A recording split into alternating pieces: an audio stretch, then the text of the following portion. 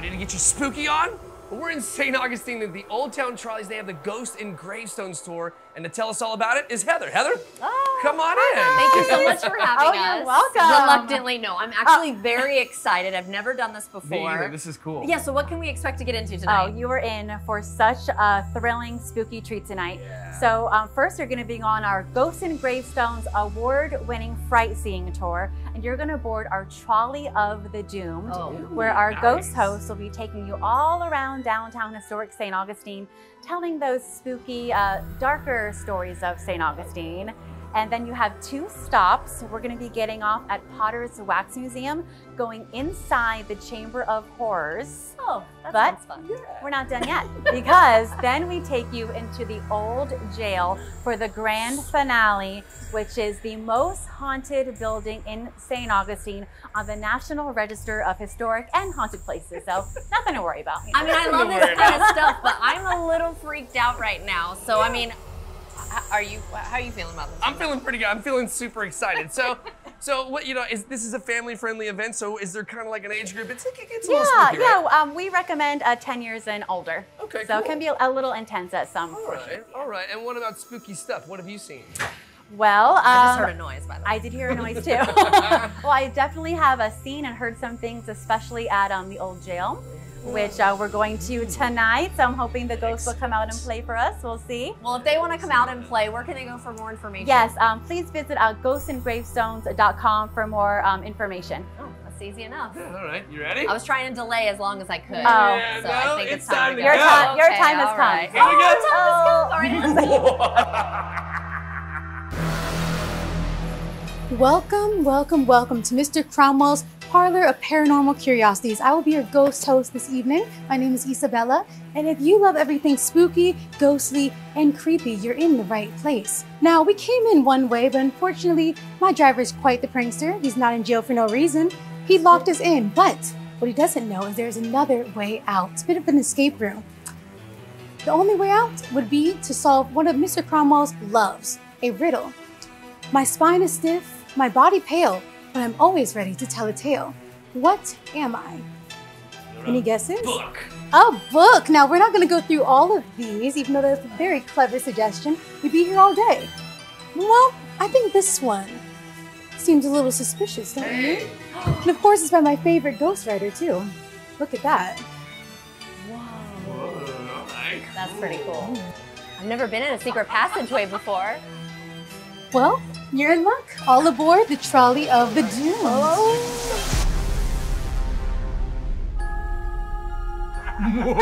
Yeah, that wasn't creepy at all. Welcome to the Trolley of the Doomed. Ghosts, ghouls, and every spirit in between.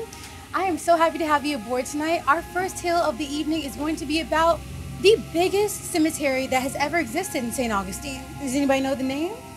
No? No guesses? It's called Huguenot, or Huguenot if you're feeling authentico. And I'll give you a little hint. We're on top of it as we speak. Yes, this entire area, our entire depot, our parking lot, in fact, this entire street, all the way to the gates of the city, were at one point Huguenot Cemetery. Now, Huguenot Cemetery was created for a very particular reason, that reason going all the way back to 1821, when a supply ship that we had been expecting for a while came right up to our bay. Only when we actually boarded the ship did we realize something was weird with this ship, because not a single crew member made it. Not even the captain was alive. They were all dead. In fact, the only living thing that was on that ship were the biting flies eating off the corpse. I know, not very delicious at all, not very savory, but we could not wait a couple more months for another supply ship. So we did what we had to. We buried the bodies as best we could, got rid of the flies, and we distributed the supplies. Weeks later, yellow fever, which has completely contaminated every bit of that supplies, was wreaking havoc in the city. Hundreds of residents had already passed away within weeks of it touching our shores. And so, of course, what was eventually one little body, couple of bodies from the actual ship, continued to expand and expand. We were digging them up and just pushing them back because we could not find enough room to put them all. And this, actually on your right, my left, is the only part of Huguenot that has not been paved over.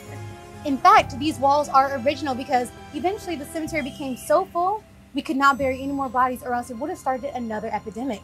So we closed it off and said, that's it. Nobody else is going to get buried here. And it is standing here to this very day. Now, one of our most popular ghost here at what we call Spirit Central usually appears in these gates right here, right in the middle. And her name is Elizabeth. And usually she looks like you and I because she's an apparition. She's very lifelike, but more like me because she passed away during yellow fever, doing what she loves.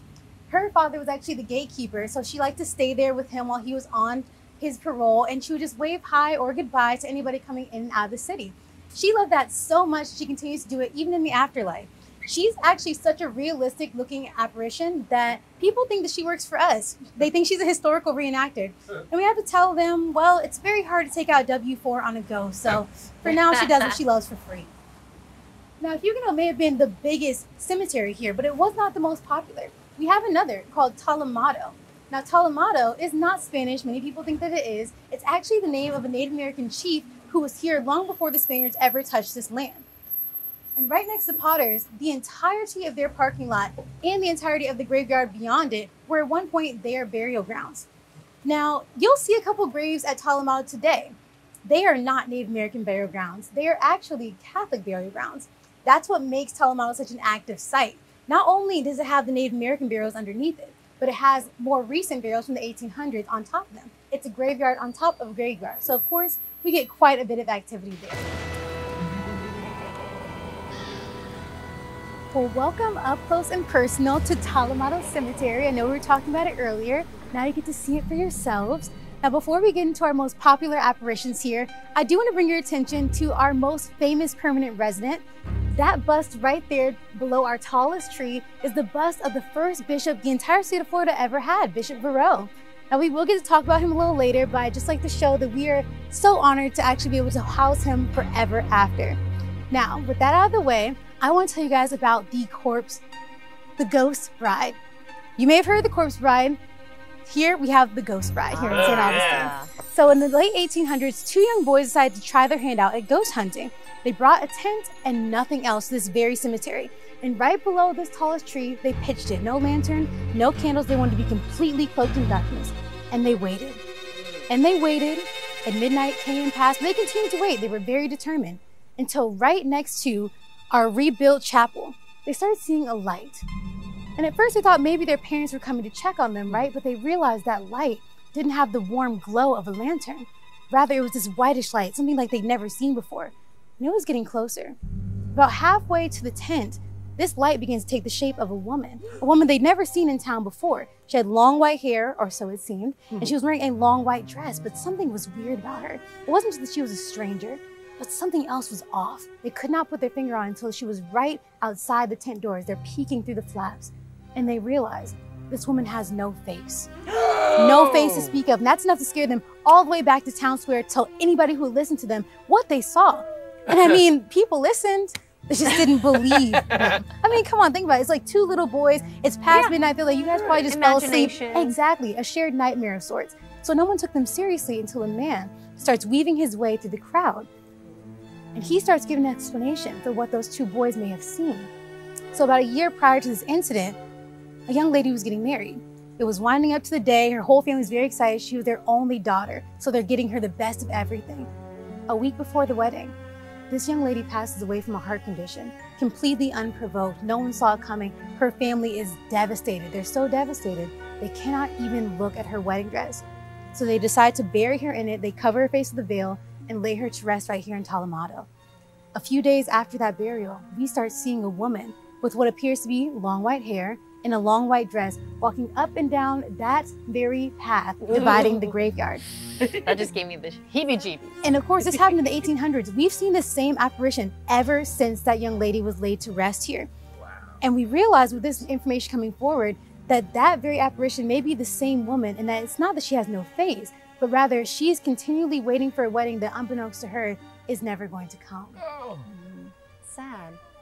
I know, you think that's sad. We're about to get much sadder, unfortunately. Wow. Our next most popular apparition here is actually the youngest person that we have here on record. There is nobody younger here. His name is James P. Morgan, and he was actually an orphan. But just because he was an orphan doesn't mean he was lonely. Quite the opposite. He had a ton of friends, both his age and adult, but usually children, because children love to watch him climb that very tree in the furthest end of this graveyard.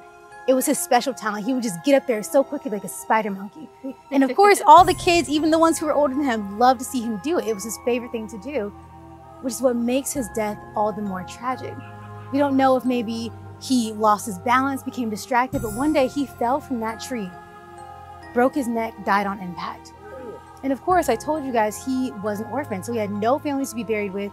So we did the next best thing. We actually buried him next to that tree because he loved it so much. He is the only little gravestone over there. You can't even see him from here because he's all the way by his lonesome. Now, the interesting thing about this apparition is that you and we are never gonna see James B. Never. He only appears to children around his age. He was around 6 when he passed away. So oftentimes people go on tours like this one or walking tours with their children, and their children will yank on their sleeve and say, hey, that little boy is in the tree telling me to come here, like he's in the branches. And all the adults will look up and nothing will be there. Oh, and all the kids will see him, gosh. none of the adults will. And we theorize this is because he is very lonely in his afterlife. He has no friends now. This place is locked up almost all month long.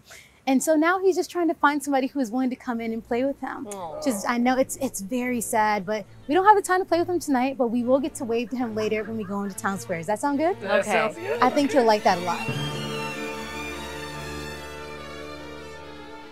And here we are entering into the Chamber of Horrors, a little sector of Potter's Museum, not open to the usual. As you can see, it's much cooler in here, probably because of all the spirits. Good one. Jordan. Thanks, David. And if you look around, fun fact, a lot of these spaces will be reoccurring later on the tour. A lot of Easter eggs in here. There was stabs. Do you two like pirates? Yes. Fantastic. I'm sure you guys were going to because our pirates are famous here in St. Augustine. In the 1600s, that was not a good thing at all. You see, again, we were only becoming a colony in 1565, right? So we'd been around for not even a half a century by the time 1600 rolls around. So a lot of pirates thought that we were just easy pickings, particularly British ones, because we were Spanish. They wanted our treasure, our supplies, and anything else we could get our hands on. In particular, one rogue named Andrew Ransom. Now, Andrew Ransom wasn't just feared here in St. Augustine, but all up and down the eastern coast of the United States. He evaded capture for many years until one day we caught him. Of course, his crew got off pretty easily. I mean, hard labor for the rest of their lives. They should have expected it. And compared to what Andrew Ransom was going to go through, they were counting their lucky stars. He was such a heinous criminal that the gallows were for petty, not for him. He was going to die a much worse fate, the garrote. Do either of you guys know what the garrote is? I do not. No. Doesn't sound good. This is a garrote. Do you have any idea how it may work? No. Maybe one of you guys could be my victim, perhaps? Oh, Come yeah. on, Dave I will think, do it. exactly, David. I think Look you'd at be that. There great we with the go. garrote. That came back to bite me, didn't it? So all we'll have you do is put your back right here against the beam. I believe in you. Right here. What a natural. Fantastic. Then let's take ourselves back to the day. Andrew Ransom's finally been caught, and he is going to pay for his crimes today. The entire town has come out to see him die. The executioner starts reading the names and the crimes. Hey! Ransom! Come on, man!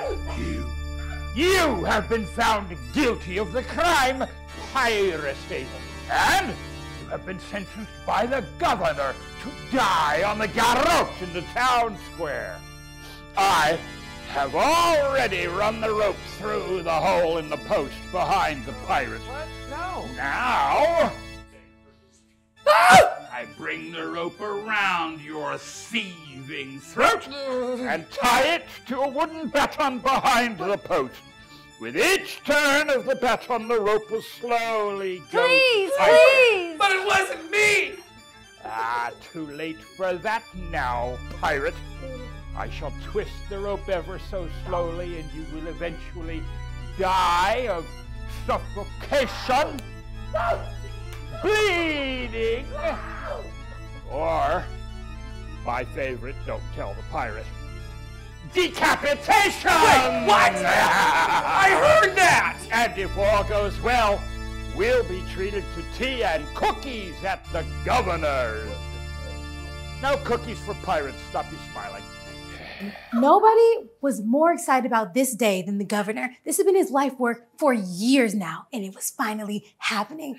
He was feeling so good, he even let the townspeople take bets on how long it would take for Andrew Ranson to croak. So with the first turn of the rope, he goes in and he starts twisting. Dear, I can do this better than you. I've been doing it longer. Let me show you, You how know, it you're should probably be right. done. Go ahead. With the first turn of the rope, the coarse braid and fibers bit into Ranson's neck, and yet he remained eerily cheerful.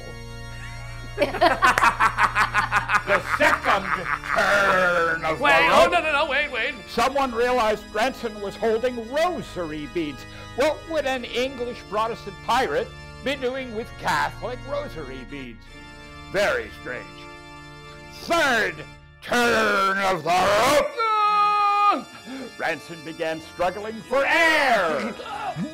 Air. Yeah, better. Fourth turn of the rope. The rope finally tore his skin. The blood began. Fifth turn of the rope. Ranson's eyes bulged from his head. Excellent. Sixth turn of the rope. The rope broke. And Andrew Ranson took in a huge breath of air.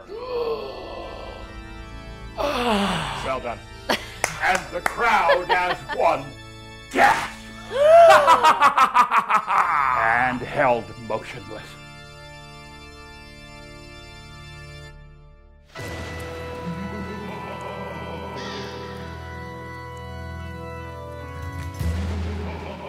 My friends, I am so happy to finally bring you to our final destination on this tour, the old jail. Now, this old jail has been called the most terrifying building in the entire state of Florida. Wonderful. I'm sure you've heard of We're here. Alcatraz, Can't wait right? to go in. You've heard of Alcatraz? Yes. The people who built Alcatraz actually built this building first. Really? And you know the penchant they had for causing suffering, so I'm sure it will not disappoint. Now, this building has been kept to the tightest of its integrity from the first time that we opened its doors. Even our elementary is still rudimentary, so we can keep these walls in shape. That means that the floors are going to be uneven and it will be very dark in there, but we will all be together. We're going to snake through the kitchen first, go to the holding cells, and then ascend to death row. If you'll just follow me. Well, first we're going to enter into the kitchen, where this is actually where most female inmates spend the majority of their time, because it's their responsibility to make meals, not just for the other prisoners, but also the staff as well. There's actually one woman who loved the kitchen so much that this is still her corner. And anybody who tends to stay over there, hover over there, gets pinched in the neck so they move out the way. Ooh, go ahead, skeptic. You want to Go try ahead. it? I'm not a skeptic. Let's go. I don't want to go over there. I'm getting in it. Let's see if she's in high spirits tonight. Oh, God. You know what? She doesn't like when you make fun of her. Oh, it's so amazing. Now that we're going further into the jail, we are now going to enter into the holding cells. Now, these holding cells are for people who either just became admitted to the jail or they just weren't that bad of criminals, just need somewhere for them to be off the streets. And all of these are still the original bars. A lot of these beds are actually closed off because they have the lights from their original prisoners as well. Oh, lice like the bugs? Lights like the bugs. Oh, And of my. course, feel free to look around. All of the cells are open for your convenience. Oh, so convenient. I'll give you guys a chance to look around. I'm just gonna go check the electricity and make sure everything is okay. The fact that she has to check the electricity is alarming. That seems a little suspect. Wow. I don't like it. God. Thankfully, I don't have any like bad vibes. It's just creepy. What Looks the like heck a is man that? right there. It's not real. Oh, I don't want to find out. That was scary.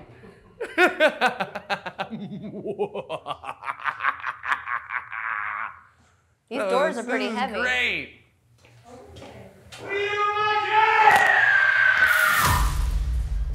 What was that?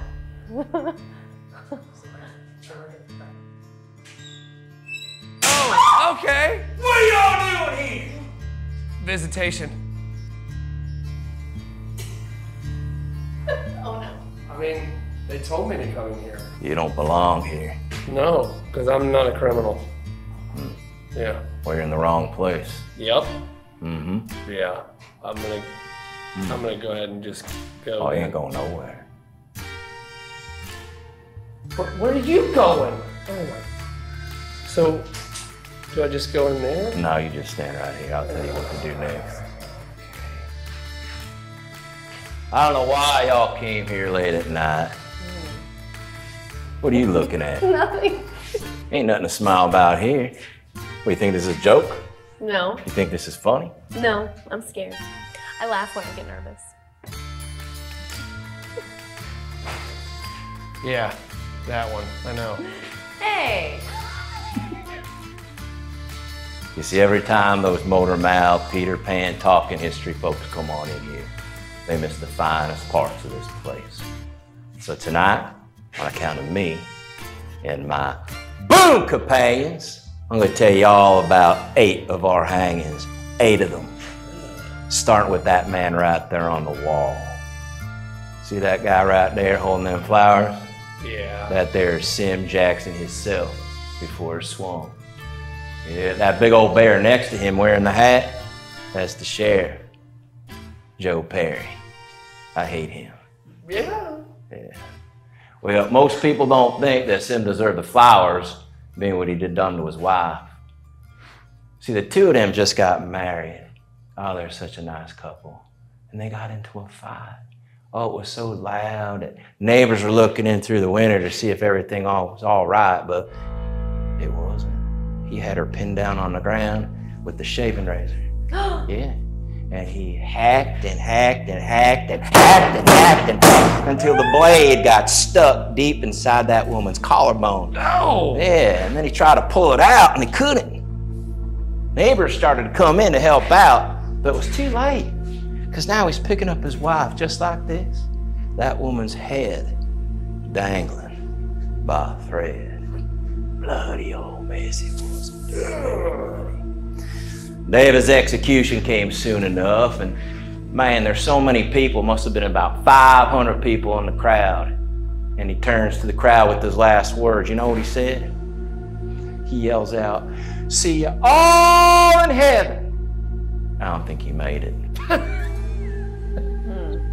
I don't think he did either. Well, let me tell you what happened next. You see these 2 fellas here? Brain doctors, their hands in their pockets.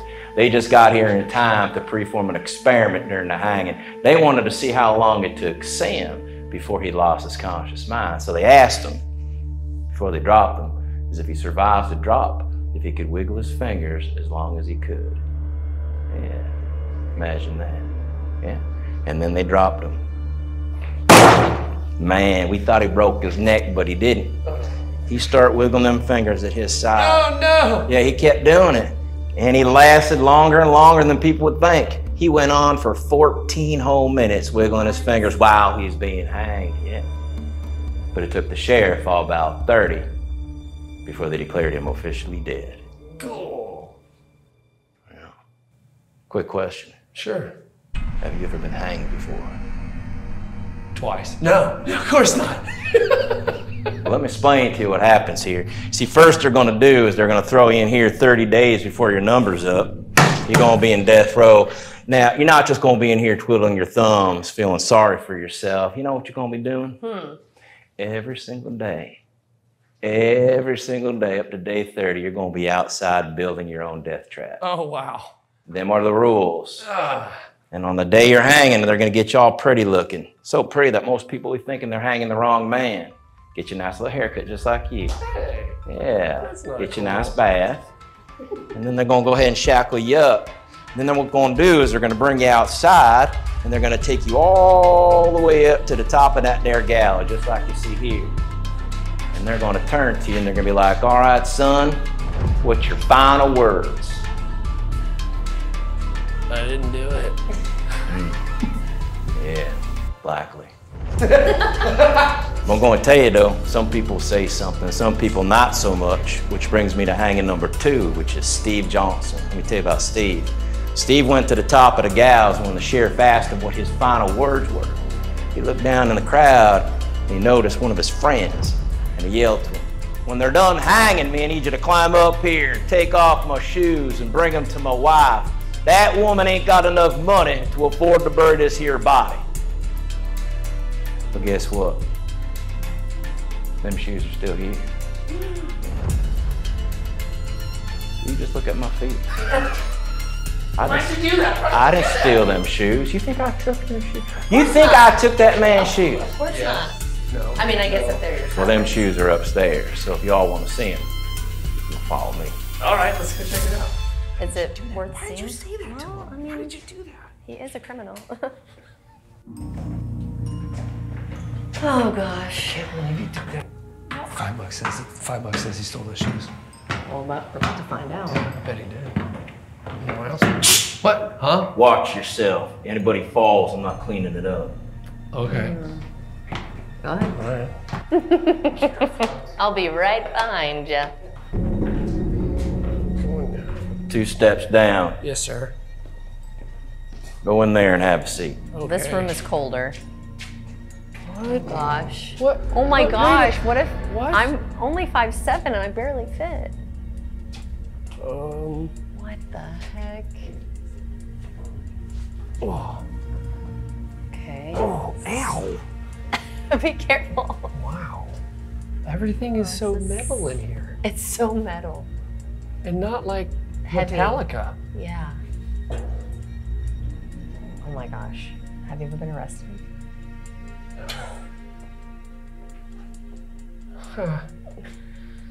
Yeah, what? Okay. So See? I was wrong. I'm not wearing them. That's the dead man's shoes. I'm proud of you. But they're still here. So But do yeah. you use them? Or? Do you wear them? Ever? No? Okay, I'll stop. My bad. So where are we? So this is scary and spooky and Not awkward at all? You two talk too much. Yeah. yeah, probably. That's what they pay us to do. Sorry.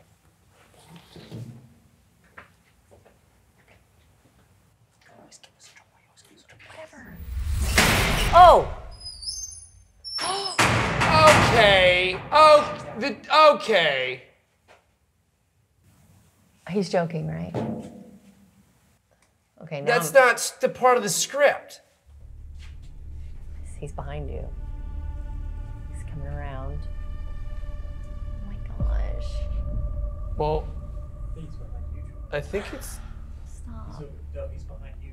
Get out of here. No, he's not. Stop. Hey, there he is. Oh, buddy. I'm going to tell you about a man you didn't want to run into in the middle of the night. I think I already found him. Yeah. This man's name is George Hawkins. You know what he used to do? He used to jump down on peddlers and their horse and buggies, take out his knife, bitty knife, and stab them right in the navel. Then he would run it right through their neck. He wouldn't stop there. He'd reach in and grab their insides and twist them out. Ugh. Yeah, gut them. Gut them real good. Then he'd take them back in their own wagon, put them in the middle of the woods and leave them. Last peddler, Syrian feller by the name of Charles Joseph. Well, something went wrong that night. Horse and buggy came back into town with half the man still in the buggy. When the sheriff got it, they just followed that bloody trail deep into the woods. And that's how they got their man. Terrible way for a person to die, though, don't you think? Mm-hmm. I agree. Gruesome. So you all innocent or you guilty? Oh, yeah, Innocent. pretty innocent. Yeah, wait, this is, you can open the door anytime. Yeah, we have to get back to work. We have a job to do. We don't steal Oh, things. tonight's gonna be a long night for you two. He's probably right. This is gonna be scary. If we have to Do I have to stay here, sleep here? People used to Where's it sleep here. going? People used to sleep here. And look how close they are together. These rooms are tiny. 4 in 1. What if you have to pee? I'm sure they had a pea pot. Yes, yo! He got me. Oh yeah. Oh sure. After you, Give them a little WD-40. Yep. I'm good.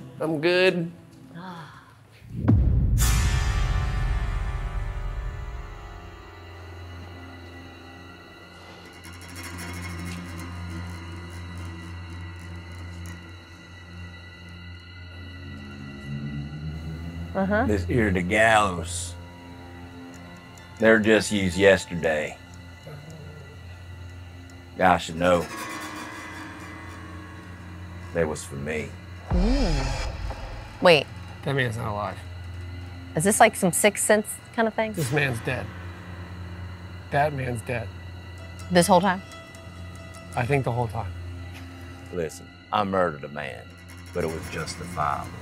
Sure, It buddy. was justifiable defense. He was talking unsavory things about my wife.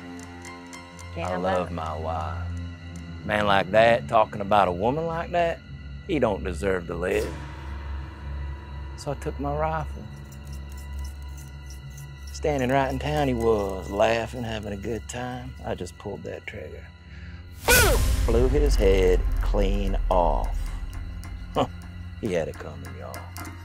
Hey, you could have just Will Smith slapped him. Yeah. They ain't gonna take care of what we need to take care of in this town. He had a mouth on him. Need to shut him up. Yeah, I took care of it. He's dead. Now, day of my hanging came. Oh yeah. Yeah. I passed out on the day of my hanging. Yeah, me. I passed out.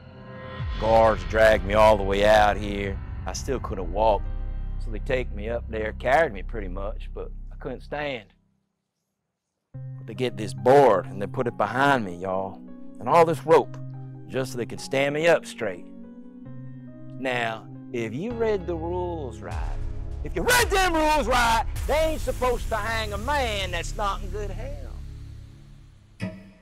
Huh. But you know what? Sheriff Harry had too many of his highfalutin friends here. He couldn't let them down. They come a long way to see a hanging, so they're like, do it. So they pulled that lever, and I shot down through them floorboards with the boards and the ropes. You know what happened? The noose broke. And right where you're standing, I landed face first on the ground.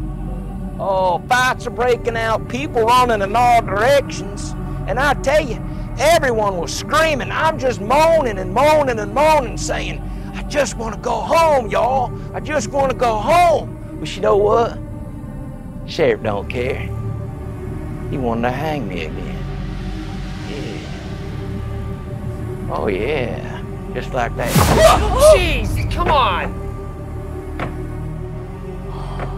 Sheriff Perry, you listen here. I ain't hanging anymore, y'all. You only do get one chance at that. It's over, Sheriff, you crooked sheriff. You hear me? Over.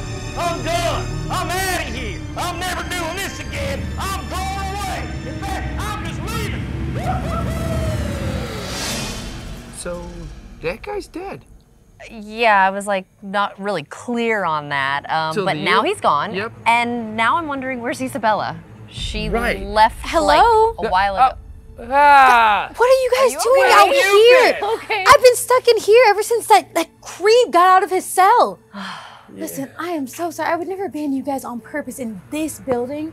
No, I'm so sorry. This We heard happened. the scream, so we Yeah. knew it wasn't intentional, but Oh, I'm good. glad you're okay. Well, thank you. I want us to stay okay, so maybe we should go ahead and go this way. I That saw way? him running that way, so Yeah. I do not want to run into him again. So, to be clear, is he dead?